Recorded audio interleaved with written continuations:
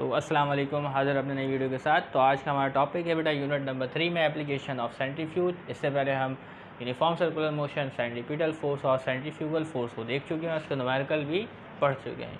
तो आज application of centrifuge को देखते हैं कि सेंट्रीफ्यूज किस तरीके से हमारे पास इस्तेमाल होती है। ठीक है, तो centrifuge appliances are use to separate heavier particles from the lighter particles. तो सेंट्रीफ्यूज अप्लायंसेज का काम क्या है, आपके पास हैवियर पार्टिकल्स को अलग करेगी लाइटर पार्टिकल्स में, यानी दोनों पार्टिकल्स आपस में मिक्स होगी तो उसमें से हैवियर पार्टिकल को अलग कर दिया जाएगा और लाइटर पार्टिकल्स को अलग कर दिया जाएगा। किसके ज़रिए? By using centrifuge appliance. ठीक है, और सेंट्रीफ्यूज अप्लायंस में बेटा सेंट्रीफ्यूगल फोर्स इस्तेमाल होती है और उसके ज़रिए से ही तमाम काम अंजाम दिए जाते हैं।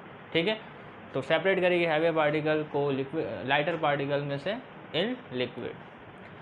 तो समझिए एक लिक्विड है, उसमें दोनों पार्टिकल्स मौजूद है, हैवियर पार्टिकल्स भी है और लाइटर पार्टिकल्स भी है, तो अलग करना है इस प्रोसेस से।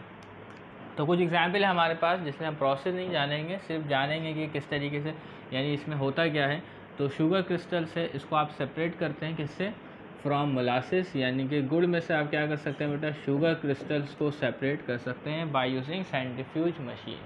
ठीक है, कैसे करते हैं, क्यों करते हैं, यह भी हमारा मुद्दा नहीं है। ठीक है, ये सब इंडस्ट्रियल प्रोसेस है, तो अभी हमें दिया भी नहीं गया, तो हमें इस पर अभी जाना भी नहीं है। ठीक है, इसी तरीके से blood analysis is carried out through a centrifuge process. तो ब्लड एनालिसिस भी आप कर सकते हैं, किसके ज़रिए से बेटा? सेंट्रीफ्यूज प्रोसेस के ज़रिए से। ठीक है, ओके, तो अभी इसके प्रोसेस जानेंगे। तो 3 प्रोसेस हमें दिए गए, उनको भी पढ़ेंगे, जिसमें होगा हमारे पास क्रीम सेपरेटर और ड्रायर, और इसके अलावा पढ़ेंगे आप बैंकिंग ऑफ द रोल।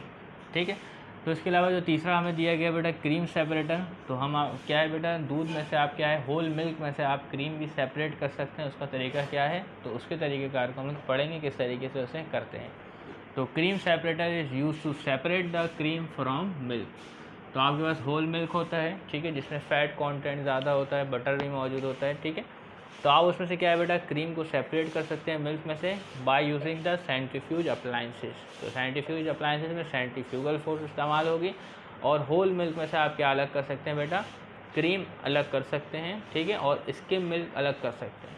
ठीक है, स्किम मिल्क क्या होगा, जिसमें फ़ैट की जो परसेंटेज है वो कम होती है, उसको ऐसा भी कहा जा सकता है, तो मिल्क फ्री फ्रॉम फैट भी कहा जा सकता है। ठीक है, तो इसके अलावा देखिएगा, इसके अलावा भी और मौजूद है। एक तो सेंट्रीफ्यूज हो गया, आप क्या लिखा बेटा, एन अल्ट्रा सेंट्रीफ्यूज। अब सेंट्रीफ्यूज मशीन में होती क्या है बेटा, रोटेशन होती है। ठीक है ना, स्पिनर मौजूद होता है उसमें, वो क्या करता है, जो अंदर जो चीज़ें मौजूद हैं हमारे पास, जो लिक्विड है उसको घुमाता है। जब उसको घुमाता है बहुत तेज़ी से, तो जो हैवियर पार्टिकल्स होती हैं वो साइडों में चले जाती हैं और जो लाइटर पार्टिकल्स होती हैं वो सेंटर में आ जाती हैं और वो कलेक्ट हो जाती हैं। ठीक है, तो देखिएगा इसी तरीके से अल्ट्रा सेंट्रीफ्यूज है, तो अल्ट्रा सेंट्रीफ्यूज की जो स्पीड है, जो अंदर स्पिनर मौजूद होगा उसकी रफ्तार, यानी उसकी स्पीड, यानी उसका आरपीएम कहें तो रेवोल्यूशन पर मिनट, यानी 1 मिनट में कितना चक्कर काटेगा। ठीक है, जो आपके सरों पर जो छत वाला फ़ैन लगा हुआ, सीलिंग फ़ैन, उसकी आरपीएम जो होती है फुल स्पीड में तकरीबन 300 से लेकर 350 आरपीएम होती है, यानी 1 मिनट में 300 से 350 रेवोल्यूशन सीलिंग फ़ैन लगाता है। ठीक है ना, तो इसी तरीके जो सेंट्रीफ्यूज मशीन होगी तो उस पर स्पिनर होता है, तो उसकी भी रफ्तार होती है, यानी उसको कहते हैं बेटा आरपीएम, रेवोल्यूशन पर मिनट। तो जो एक अल्ट्रा सेंट्रीफ्यूज होगा उसमें जो स्पिनर होगी तो उसकी जो रफ्तार होगी रेवोल्यूशन की वो बहुत ज़्यादा होगी। तो an ultra centrifuge is use for separating small particle, यानी बहुत ही स्मॉल पार्टिकल्स को अलग करना है तो आपको अल्ट्रा सेंट्रीफ्यूज इस्तेमाल करना पड़ेगा। फ्रॉम लार्ज पार्टिकल से अगर अलग करना है स्मॉल पार्टिकल को तो अल्ट्रा सेंट्रीफ्यूज का इस्तेमाल करना पड़ेगा। ठीक है, तो इसी तरीके से बेटा गैस सेंट्रीफ्यूज भी एक प्रोसेस है। ठीक है, जिसके ज़रिए से हम क्या करते हैं बेटा, सेपरेशन ऑफ आइसोटोप्स करते हैं। ठीक है, तो बहुत सारे एलिमेंट हैं जिनके आइसोटोप्स पाए जाते हैं। तो आइसोटोप्स क्या होता है ये आपको पता होना चाहिए, जिसके एटॉमिक नंबर सेम होते हैं और मास नंबर आपके पास क्या होता है, डिफरेंट होता है, उसको आइसोटोप्स कहते हैं। तो आइसोटोप्स के सेपरेशन करने के लिए बेटा गैस सेंट्रीफ्यूज का इस्तेमाल करते हैं, लेकिन इसके प्रोसेस में हरगिज़ नहीं जाएंगे क्योंकि इसे अभी हमें कवर करने की ज़रूरत नहीं है। ठीक है, तो सेंट्रीफ्यूज का इस्तेमाल करते हुए हैवियर पार्टिकल और लाइटर पार्टिकल को सेपरेट करते हैं। तो आइसोटोप में भी ऐसा ही होता है, क्योंकि मासेज में फ़र्क होता है, तो उसकी वजह से हम उसको क्या कर सकते हैं, सेपरेट कर सकते हैं। तो पहला टॉपिक हमारे पास जो है इसका एप्लीकेशन का, जिसको तफसील से पढ़ेंगे, जो है क्रीम सेपरेटर। तो क्रीम सेपरेटर में क्या होगा बेटा, एक होल मिल्क होता है तो उसमें फ़ैट भी मौजूद होगा। ठीक है, और इसके अलावा उसमें मिल्क भी मौजूद होगा। ठीक है, एक होल मिल्क है तो होल मिल्क में फ़ैट भी होगा और स्किम मिल्क भी मौजूद होगा। तो स्किम मिल्क क्या होता है बेटा, मिल्क फ्री फ्रॉम फैट, और उसके साथ फैट भी मौजूद होता है। तो होल मिल्क के अंदर दो चीज़ें, स्किम मिल्क और फैट आपके पास। तो क्रीम सेपरेटर क्या करेगा, the milk plant in the country are using high speed spinner. जो कंट्रीज़ में आज इस्तेमाल हो रहा है वो उसके अंदर जो स्पिनर मौजूद होता है क्रीम सेपरेटर के अंदर, वो हाई स्पीड स्पिनर होता है, ठीक है, spinner, to separate cream from milk. वो करती क्या है बेटा, सेपरेट करती है क्रीम को फ्रॉम मिल्क से। इसके बाद जो आपके पास लिखा हुआ द स्किम मिल्क, तो मिल्क के अंदर होता है बेटा स्किम मिल्क और फैट, ठीक है, यानी क्रीम भी कह सकते हैं आप उसको। The skim milk is heavier, तो स्किम मिल्क क्या होता है बेटा, हैवियर होता है, और whereas the cream is lighter, ठीक है। तो स्किम मिल्क की जो वो डेंसिटी होती है वो ज़्यादा होती है, और क्रीम की जो डेंसिटी होती है वो कम होती है, ठीक है। तो स्किम मिल्क हैवियर और क्रीम इज़ लाइटर।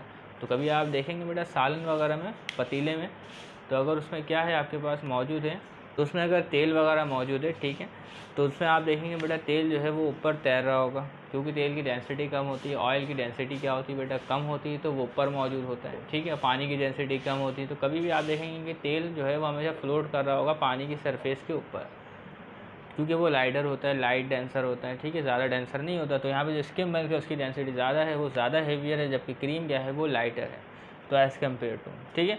तो when the milk is spin, जब मिल्क क्या होगा बेटा, स्पिन होगा सेंट्रीफ्यूज मशीन में, स्पिन होगा सेंट्रीफ्यूज मशीन में एट अ हाई स्पीड, ठीक है। The heavy particles are push toward the wall of spinner, ठीक है। जो हैवी पार्टिकल है, हैवी पार्टिकल क्या है बेटा, स्किम मिल्क है, वो कहाँ चल जाएगा बेटा, स्पिनर की जो साइड में वॉल मौजूद है, स्पिनर की जो साइडों में क्या मौजूद है बेटा, वॉल मौजूद है, तो वो वहाँ पे चले जाएगा, ठीक है। और उसके बाद क्या होगा, this particle push the lighter particles of cream to the centre. जब हैवियर पार्टिकल्स वॉल्स की तरफ चले जाएंगे तो लाइटर पार्टिकल्स को वो धकेलेंगे सेंटर की तरफ, ठीक है।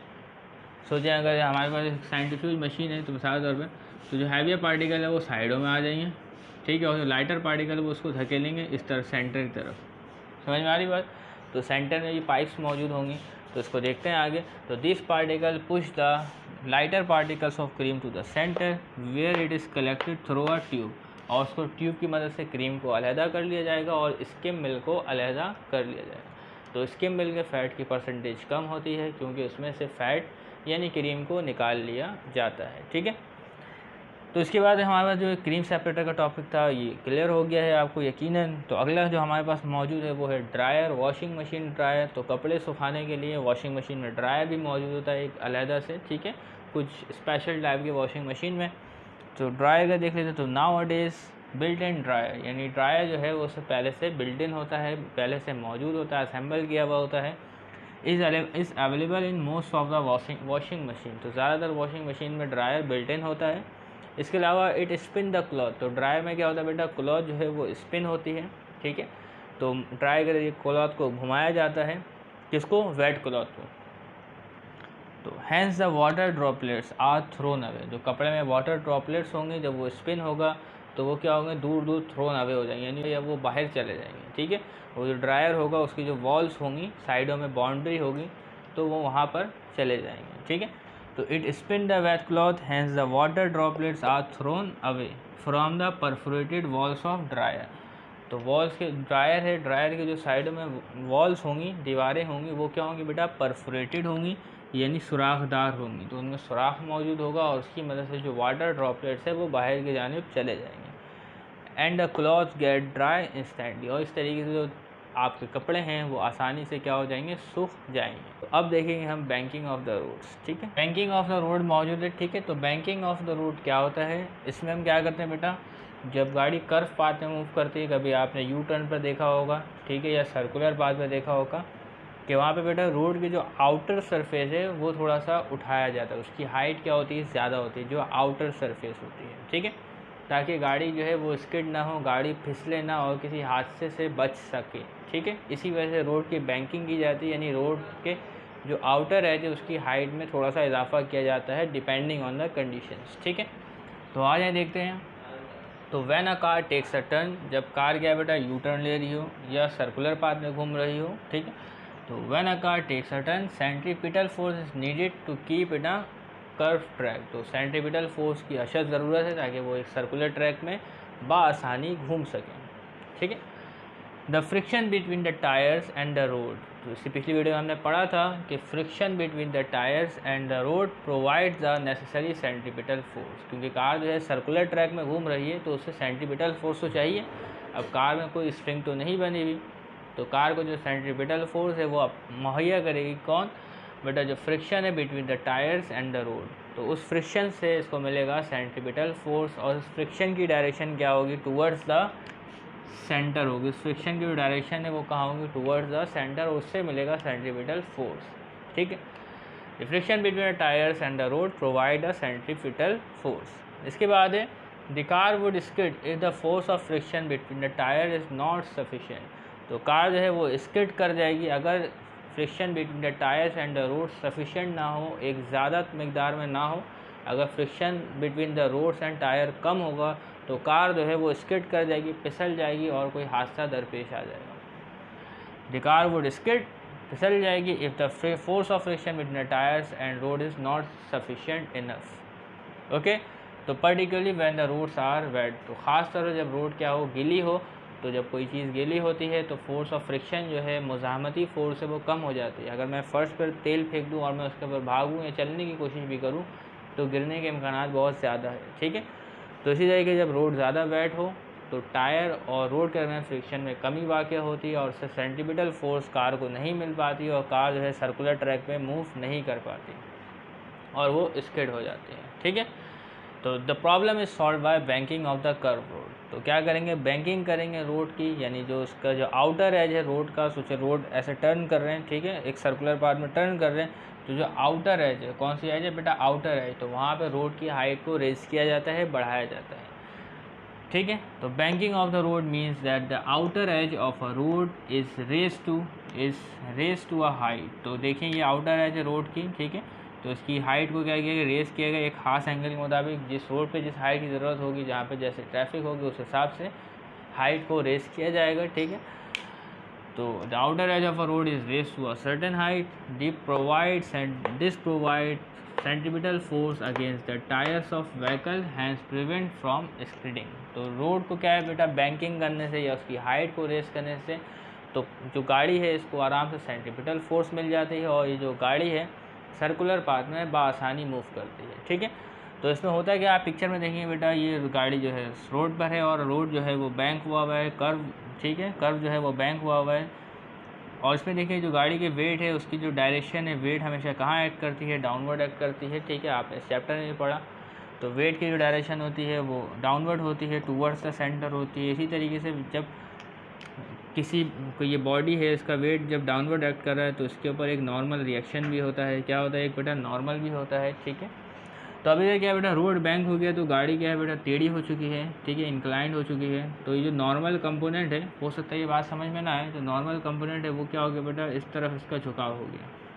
ठीक है, तो जो वेट है यानी जो नॉर्मल कंपोनेंट है वेट का, तो उसका झुकाव इस तरफ है, तो उसकी वजह से क्या है बेटा? गाड़ी को सेंट्रीपिटल फोर्स मिल रही है और गाड़ी जो है आसानी से सर्कुलर पाथ में घूम सकेगी और किसी किस्म की स्किडिंग नहीं होगी। तो इस तरीके से ये टॉपिक ख़त्म होता है। तो मिलते हैं नेक्स्ट वीडियो में जिसमें मुख्तलिफ टॉपिक को डिस्कस करेंगे। तब तक के लिए इजाज़त दीजिएगा। अल्लाह हाफ़िज़।